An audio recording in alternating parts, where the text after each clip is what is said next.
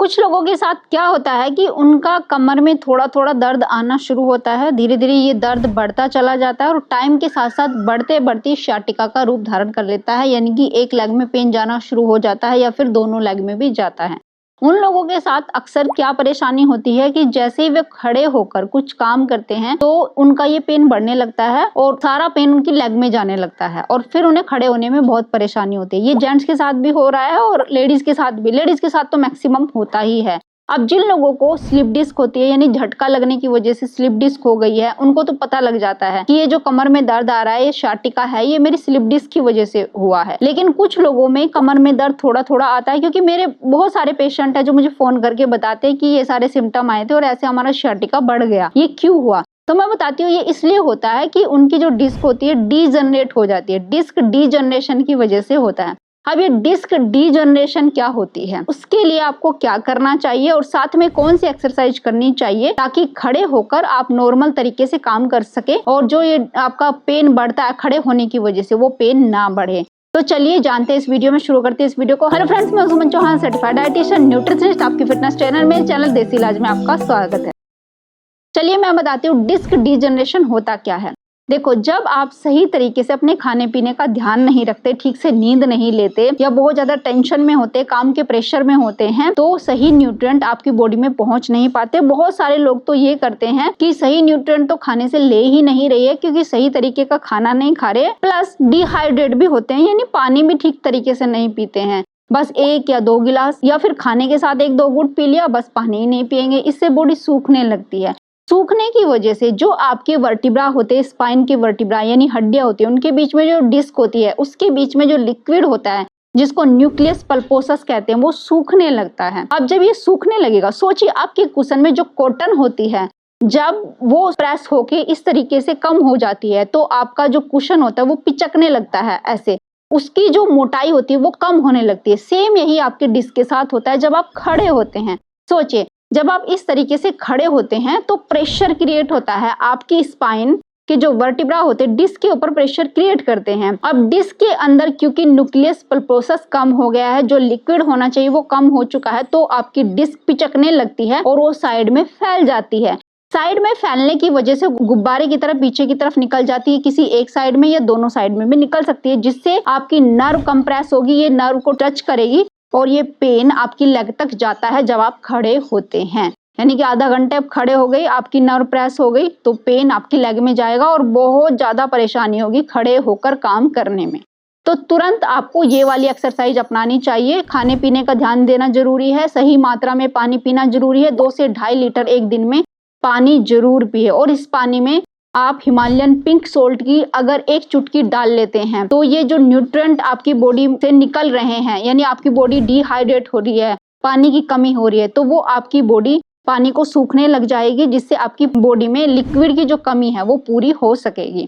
तो खाने पीने की बातें किसी और वीडियो में करूंगी। चलिए मैं बताती हूँ एक्सरसाइज कौन सी करनी है। सबसे पहले, जैसे आपको खड़े होने में दर्द महसूस होता है, इस तरीके से आप खड़े होते, दर्द महसूस होता है, किसी एक साइड में दर्द जा रहा है, तो तुरंत आपको क्या करना है। देखो, तुरंत आपको इस तरीके से मूवमेंट करनी है। मूवमेंट करने से क्या होता है कि जब हम मान लिया किसी एक साइड पे प्रेशर ज्यादा क्रिएट होता है, यानी कि डिस्क वो प्रेस हो जाती है, और जब हम मूवमेंट करने लगते हैं, यानी दोनों साइड पे हम एक साइड इधर प्रेशर दे रहे हैं अपने वेट का, फिर दूसरी साइड दे रहे हैं, तो इससे जो हमारी डिस्क जहां से प्रेस हो रही है, नर्व को पिंच कर रही है, तो वो वहां से जो उसकी कंप्रेशन होता है वो हटने लगता है, रिलीज होने लगता है और तुरंत आपका पेन कम होने लगता है। तो इसलिए इस तरीके से मूवमेंट करना शुरू कर देना है आपको, कम से कम 10 सेकंड के लिए, 20 सेकंड के लिए ऐसे। तो अगर आपके पास स्पेस है तो आप थोड़ा आगे पीछे चल भी सकते हैं, इस तरीके से ऐसे चलने की कोशिश करिए। अब क्या करना है, जैसे ये मेरी स्पाइन है, यानी कि मेरी कमर है, तो यहाँ पे आपको इस तरीके से हाथों को रखना है। यहाँ पे हाथों को रखिए, उंगलियों को, और पीछे की तरफ ऐसे आपको झुक जाना है, जितना आप झुक सकते हैं। फिर वापस साइड से दिखाती हूँ, ऐसे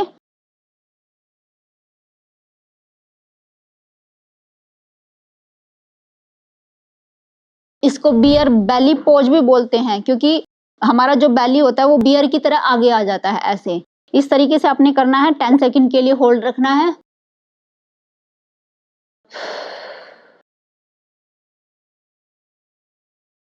इससे हम अपनी स्पाइन को एक्सटेंशन में लाने की कोशिश करते हैं, यानी पीछे की तरफ जो हमारी डिस्क फैल गई है वो वापस से सक इन होने लगती है अगर हम यहाँ से एक्सटेंशन में अपनी स्पाइन को लाते हैं। तो ये कम से कम 10 रेपिटेशन आपने जरूर करने हैं, इससे काफी रिलीफ आपको मिलेगा। जो दर्द आपका नीचे की तरफ जा रहा था वो वापस आना शुरू हो जाता है अगर आप इस तरीके से ये पोजीशन करते हैं। इसको क्या बोलते हैं?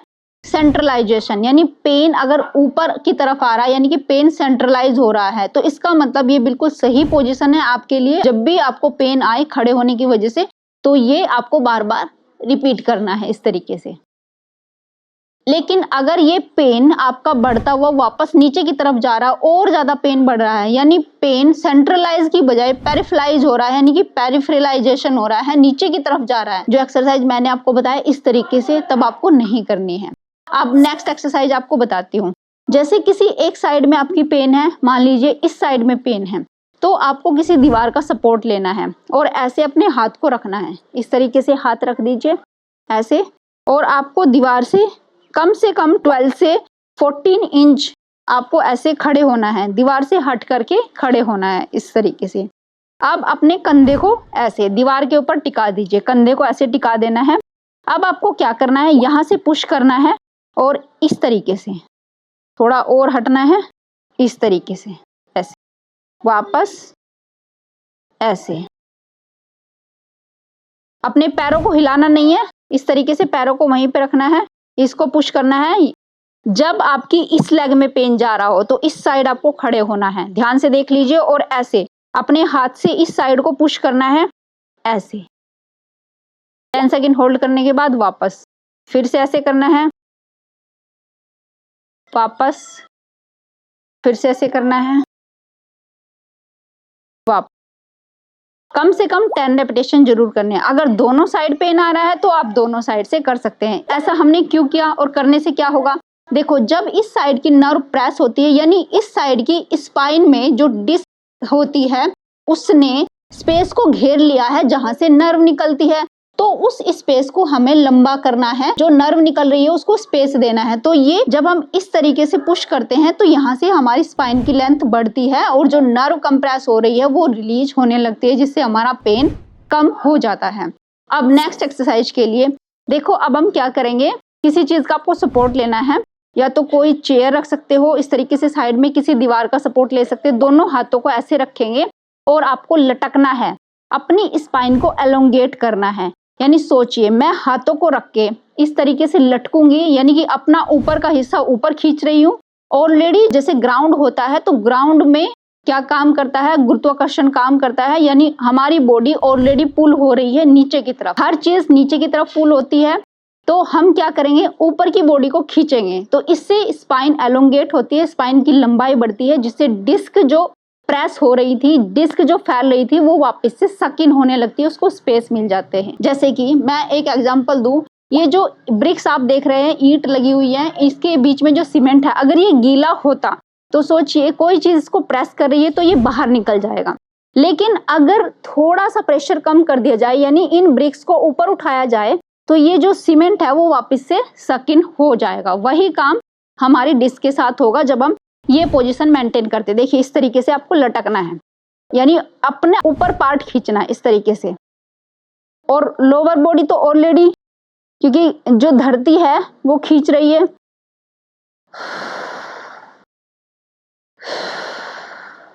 इस तरीके से आपने ऊपर की तरफ खींचना है अपनी अपर बॉडी को। हमारी बॉडी में वेट है, हिप्स में वेट है, तो लोअर बॉडी तो ऑलरेडी नीचे की तरफ ही खींच रही है, बस ऊपर बॉडी को खींचना है इस तरीके से। जितना आप खींच सकते हैं उतना खींचना है। कम से कम 10 या 20 सेकंड के लिए होल्ड, और वापस से आप सीधे हो जाइए, रिलैक्स करिए।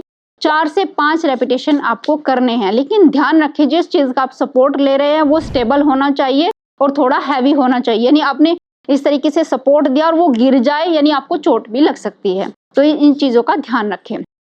अब नेक्स्ट एक्सरसाइज, ये भी किसी चीज का सपोर्ट लेके आपको करना है। आपको क्या करना है, या तो किसी चेयर को पकड़ लीजिए, या किसी इस तरीके से कोई भी आपके पास स्टैंड हो, कुछ भी ऐसी चीज हो, हैवी होनी चाहिए जो कि हिले ना। अब इसको दोनों हाथों से पकड़ना है और ऐसे स्क्वाट में बैठना है इस तरीके से। अपने हाथों को जहां से आपने पकड़ा है, ध्यान से देखना, जहां से आपने पकड़ा है वहां से हिलाना नहीं है और अपनी जो कुल्ले है उसको पीछे की तरफ खींचना है, कुल्लों को पीछे की तरफ खींचना है ऐसे, और हाथों से कस के पकड़ना है, ये छूटे ना। अगर आपके हाथ स्लिप हो जाते तो आप पीछे गिर सकते हो। ध्यान रखना, कुल्लों को पूरा पीछे की तरफ पुश करना है, इससे आपकी स्पाइन एलोंगेट होती है और जो डिस्क आपकी फैली हुई है वो वापस से सकिन होने लगती है। तो ध्यान से देखिए, इस तरीके से पकड़िए और ऐसे